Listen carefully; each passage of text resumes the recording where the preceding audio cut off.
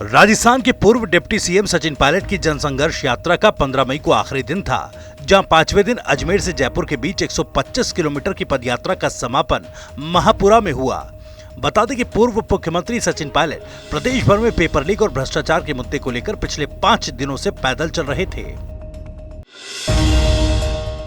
11 मई को अजमेर से 125 किलोमीटर की यात्रा निकालकर जयपुर पहुंचे पायलट ने महापुरा में जनसभा को संबोधित करते हुए सीएम गहलोत पर जमकर निशाना साधा।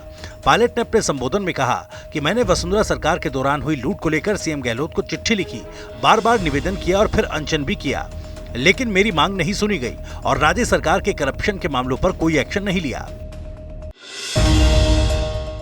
अपनी पदयात्रा के आखिरी दिन टीवी9 से एक्सक्लूसिव बातचीत में सचिन पायलट ने बड़ा दावा किया, जहां भ्रष्टाचार के सवाल पर पायलट ने कहा कि हमने बीजेपी सरकारों की भ्रष्टाचार की बात कही थी, लेकिन सरकार में आने के बाद हमने कोई एक्शन नहीं लिया। वहीं राजस्थान सरकार में मुख्यमंत्री पद के सवाल पर पायलट ने जवाब दिया कि पिछले 3 सालों से बिना पद के पार्टी में काम कर रहा हूं, इसलिए पदयात्रा के पीछे कोई व्यक्तिगत इच्छा नहीं है।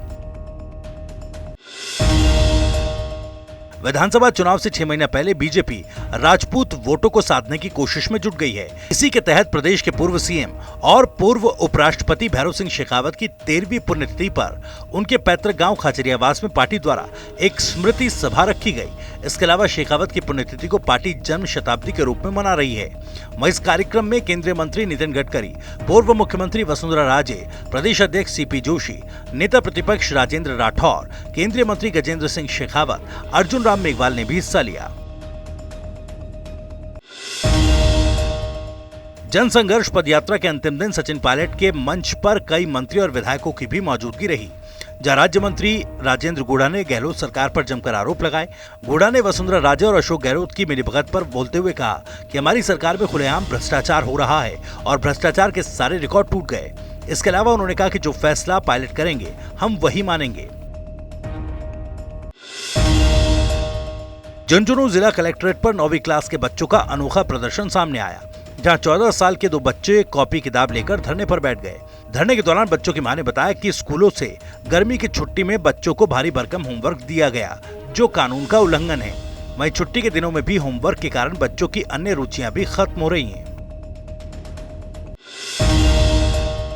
राजस्थान के टोंक जिले से एक अनोखी शादी का मामला सामने आया। एक युवक ने अपनी होने वाली पत्नी की बहन के मानसिक रूप से कमजोर होने पर उसको भी अपनी जिंदगी में अपना लिया। बता दें कि पूरा मामला टोंक जिले के उनियारा उपखंड का है, जहां कांता मीणा ने अपनी छोटी बहन के साथ 5 मई को एक ही मंडप में एक ही दूल्हे हरिओम मीणा के साथ 7 फेरे लिए।